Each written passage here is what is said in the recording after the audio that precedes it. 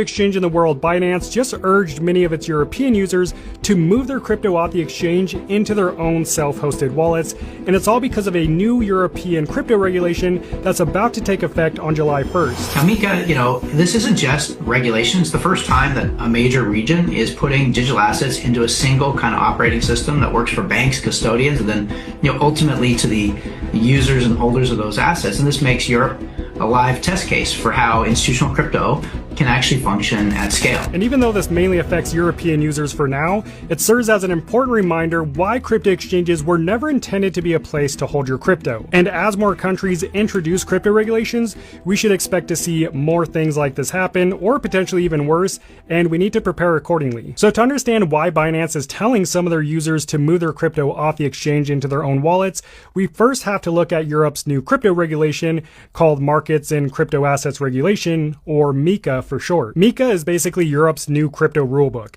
It requires crypto companies to get a license before they can legally operate. Similar to how banks need regulatory approval, crypto exchanges like Binance now need a MiCA license to serve customers across the European Union. And once approved, that single license allows them to operate in all 27 EU member states. Now, before MiCA, many crypto companies were able to operate with far less oversight, leading to scams, fraud, and billions of dollars in customer losses. So the goal of MiCA is to make crypto companies in Europe more transparent, better protect the consumers, and enforce stricter rules against fraud and market manipulation. And don't get me wrong, I'm all for transparency and safer platforms, but some European crypto users are now starting to face the consequences of this new regulation. Out of the roughly 1,200 crypto companies that were previously operating in the European Union, only 200 of them have successfully obtained this new MiCA license. The other 1,000 companies either haven't applied yet, are still waiting for their approval, or have completely exited the EU market. Without this MiCA license, exchanges are forced to restrict core services like buying, selling, and trading crypto.